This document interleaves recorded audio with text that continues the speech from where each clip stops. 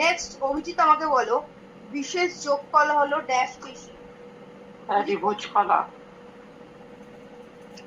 আচ্ছা, এটা হচ্ছে অ্যাডিপোজ কলা, একদম ঠিক।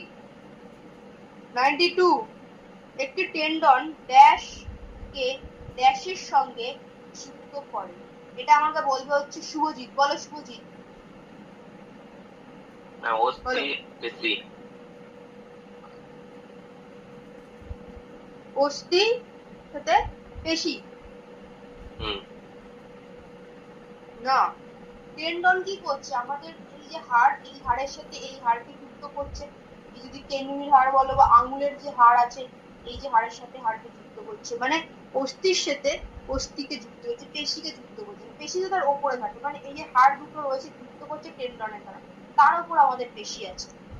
ঠিক আছে, তাহলে এটা যে অপশন এ হয়ে যাবে, অস্থির সাথে অস্থি। নেক্সট অভিজিৎ বলে দাও যে দ্বিমেরু নিউরন দেখা যায় চোখের ড্যাশে। 93, ভিট্রিয়াল হিউমার। না। আচ্ছা, সুজিত হাত তুলেছে, একবার শুনে নি কি বলবে। সুজিত বলো কি বলছো। রেটিনা। আচ্ছা, শুভজিৎ বলছে রেটিনা, একদমই ঠিক। আমাদের রেটিনাতে কিন্তু দেখা যায় দ্বিমেরু নিউরন। ঠিক আছে, তোমরা কিন্তু লিখেছিলে ওগুলো, লিখতে বলেছিলাম।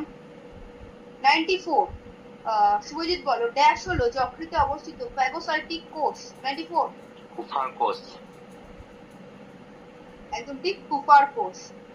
এবার আমরা স্তম্ভ মেলাবো। স্তম্ভ মেলানোর পুরোনো পদ্ধতিটা, একটু চালাকি পদ্ধতিটা ফার্স্টে অ্যাপ্লাই করে নেবো। এখানে চেনা জানা যেটা আছে 95 এর ক্ষেত্রে, তো এখানে চেনা জানা আমাদের আছে নিউরোগ্লিয়া, খুবই চেনা জানা একটা মানে কোষ। নিউরোগ্লিয়ার সাথে কি মিলবে?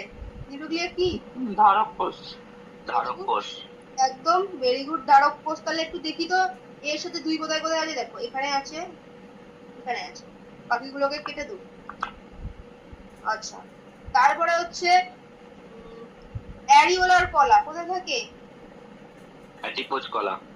অ্যাডিপোজ কলা, একদম অ্যাডিপোজ কলা থাকে। তাহলে হচ্ছে আমাদের সি এর সাথে এক, সি এর সাথে এক কোথায় আছে? এই তাহলে উত্তর হয়ে যাবে। কোনটা করেছিলে?